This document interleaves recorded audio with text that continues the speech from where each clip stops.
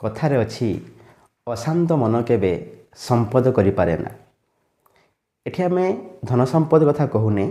ଏଠି ସମ୍ପଦର ଅର୍ଥ ହେଉଛି ଏକ ମଣିଷ ଗୋଟେ କ୍ୱାଲିଟି ଲାଇଫ୍ ଜୀଇବ ବା ଗୋଟେ ମୂଲ୍ୟବାନ ଜୀବନ ସେ ବିତେଇବ, ତାକୁ କହୁଛେ ଆମେ ସମ୍ପଦ ବୋଲି। ତେଣୁ ଯଦି ମନ ଅଶାନ୍ତ ହେବ, ଏକ ମଣିଷ ଗୋଟେ ସିଭିଲାଇଜ୍ଡ ହ୍ୟୁମାନ୍ ବିଇଂ ଭାବରେ ବଞ୍ଚିବା କଷ୍ଟକର। ତେଣୁ ଆଜିର ଭିଡ଼ିଓରେ ଆମେ ଆଲୋଚନା କରିବା ଯେ ମନକୁ କେମିତି ଆମେ ଶାନ୍ତ କରିବା, ହାଉ ଟୁ କାମ୍ ଆୱାର ମାଇଣ୍ଡ। ଠିକ୍ ଅଛି। ତେଣୁ ମନକୁ ଶାନ୍ତ କରିବା ପାଇଁ ବହୁତ ଗୁଡ଼ିଏ ଫ୍ୟାକ୍ଟର ଅଛି। ତା ଭିତରେ ଆମେ କେତେଟା ଗୁରୁତ୍ୱପୂର୍ଣ୍ଣ ବା ଇମ୍ପୋର୍ଟାଣ୍ଟ ଫ୍ୟାକ୍ଟର ଆମେ ଆଲୋଚନା କରିବା। ପ୍ରଥମ କଥା ହେଲା, ଦେହ ସୁସ୍ଥ ରହିଲେ ମନ ସୁସ୍ଥ ରହିବ। ଏ କଥା ଆମେ ସମସ୍ତେ ଜାଣିଛେ, ଠିକ୍ ନା ନାହିଁ? ତେଣୁ ଦେହକୁ ଆମେ ଯଦି ଆମେ ଯତ୍ନ ନେବା, ଦେହକୁ ଆମେ ସୁସ୍ଥ ରଖିବା, ତେଣୁ ମନ ଅଟୋମେଟିକାଲି ସୁସ୍ଥ ରହିବ। ଦେହକୁ ଆମେ କେମିତି ଯତ୍ନ ନେବା, ଏ କଥା ସବୁ ଆମକୁ ଜଣା ଅଛି, କେବଳ ଆମେ ଭୁଲି ଯାଉ, ଠିକ୍ ନା ନାହିଁ? ବା କର୍ମକାର୍ଯ୍ୟରେ ବ୍ୟସ୍ତ ରହି ଆମେ ଦେହକୁ ନେଗ୍ଲେକ୍ଟ କରୁ। ତେଣୁ ଦେହକୁ ଆମେ ସୁସ୍ଥ ରଖିବା ପାଇଁ ହେଲେ ଆମେ ସୁଷମ ଖାଦ୍ୟ ଖାଇବା ଦରକାର।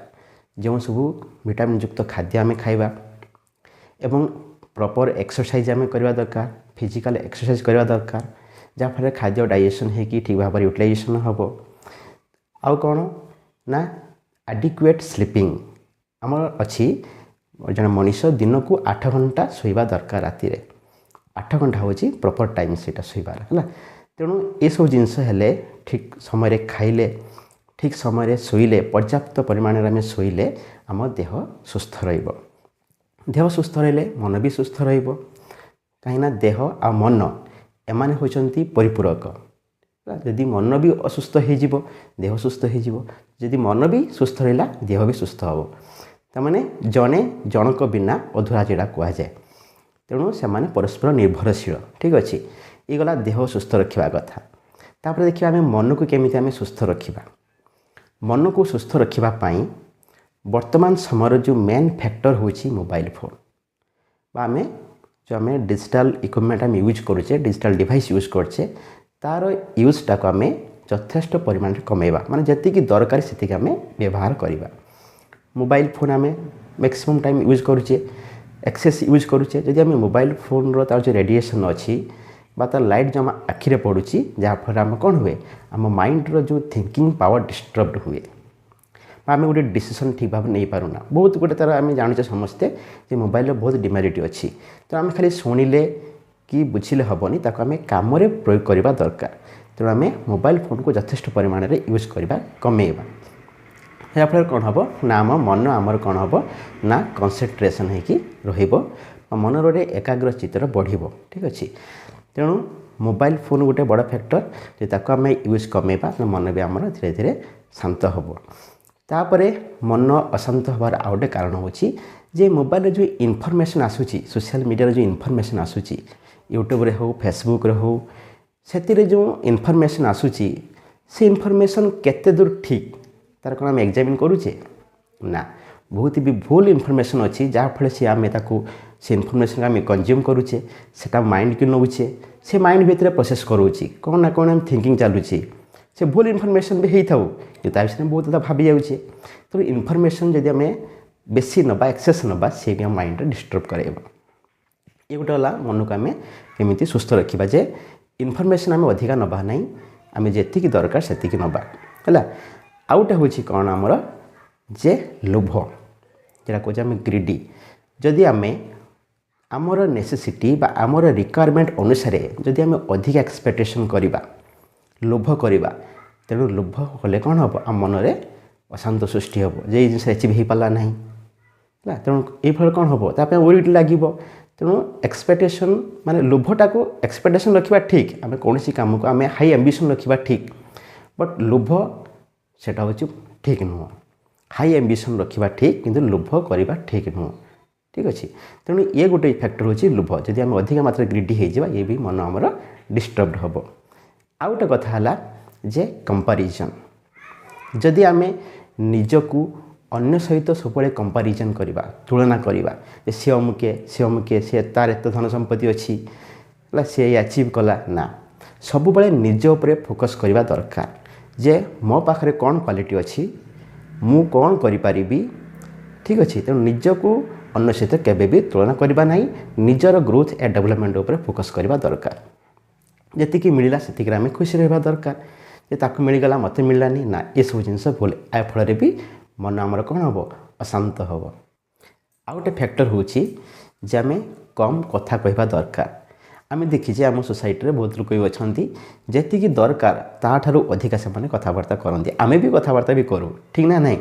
तेणु ये सब जिनस आम कमेवा से कहुए speak less in comparison to listening. जी दरकार से आम कथा कहवा, शुणा भी अधिका ठीक नुह, बेसी इनफर्मेशन गले से भी प्रोब्लेम। तेणु जी आम गोटे सब जिन बालांस रहा दरकार, ठीक ना नहीं। तेणु आम मार्क से कहुए कहवा तुलन में अधिका शुणा कि कम कहवा। तेणु ये जिनस भी आम मन को आम शांत करवा। एमती बहुत फैक्टर अच्छी, ठीक अच्छे। तेणु ये सब जिन आम इंपोर्टाट फैक्टर जहाँफल मन को आम शांत करवा। तो क्वेश्चन आसो मन कहीं शांत करवा ना, मन को आप सब आम फिल करे जो मनटा शांत रुहे से आम कौन कार्य करूँ तार डिसीजनटा ठीक हुए एवं सठिक मात्रा डिसीजन हुए। तेणु मनटा शांत रहा निहाती जरूरी, ठीक ना नहीं। आ गए देखा जे मन को जो मैंने पिला पाठ पढ़ुंट ऑफिस काम कर प्रत्येक व्यक्ति आम देखा जे मन को आम कंसंट्रेशन केमिति करि परिबा, how to make mind our concentrated, ठीक अच्छे। तापर गोटे आमको हैबिट करिया पड़ो, अभ्यास कौन सेटा जे जते बड़ा आम माइंड को आम ऑब्जर्व करि थाउ जे कौन से कौन सी जिनस माइंड रे चली थाए, ठीक ना नहीं। आम खाई थाउ, खाइबा समय भी माइंड कौन चली थाए, पढ़ु थाउ से माइंड कौन पशि जाए। एभली प्रत्येक दिन सब मुहूर्त माइंड रे किसी ना किसी प्रोसेस चली थाए, थिंकिंग चली थाए, ठीक ना नहीं। तेणु ये सब जिनिस को आम केमिति कंट्रोल करि परिबा। आम तो 100% कंट्रोल करि परिबा नहीं, फिर भी बहुत मात्रा में ताकू कमे दे परिबा से ओवर थिंकिंग सब केमिति ना गोटे आम अभ्यास करवा। आ अभ्यासटा धीरे धीरे हम जे आम जिते कौन सी काम करुचे से काम कला बेले मनटा को पूरा सहीटे ही आम ध्यान देवा उचित। फॉर एग्जांपल आम खाऊचे, खाद्य खाऊचे, खाइला बेले खाइबा उपर ही फोकस करवा दरकार। आम केमिति खाऊचे, खाद्य नेले पाटी भीतर को खाद्य आम चुबौचे, गिलुचे, ठीक ना नहीं। तेणु ये सब जिनस आम ध्यान देवा। ये सब गोटे छोट छोट अभ्यास, ये अभ्यासटा जो गोटे बड़ अभ्यास परिणत हम देखिए केते मात्रा इम्प्रूवमेंट आसो। जिते बड़े भी आम रास्तार चलुचे चलवा उपर ही फोकस करवा दरकार। जिते बड़े भी आम रास्तार ड्राइविंग करुचे केवल रोड उपरे व्हीकल उपरे कंसंट्रेशन रहा दरकार।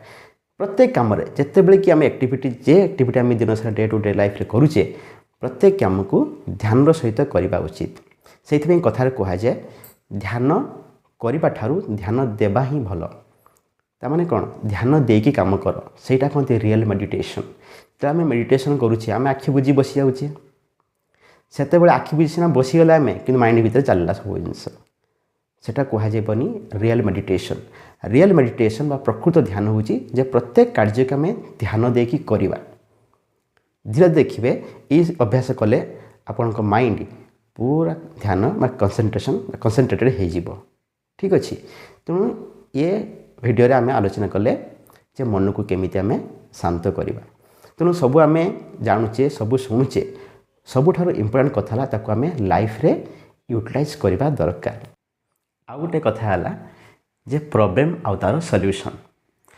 जिते बड़े आम जीवन में प्रॉब्लम आसे क्या जेहेतु आम मनीष डे टू डे लाइफ रे बहुत प्रॉब्लम आम सामना करूँ। तेणु प्रॉब्लम तो आसब आमर माइंड किंतु सॉल्यूशन ओरिएंटेड हवा दरकार। सब प्रॉब्लम रो सॉल्यूशन उपरे फोकस रहा दरकार। आम पारु पर्यंत आम प्रॉब्लम को सांगे सांगे सॉल्व करवा दरकार। कहीं जिते शीघ्र आम प्रॉब्लम को सॉल्व करवा सेते शीघ्र आम मन आमर स्थिर हो रही पार।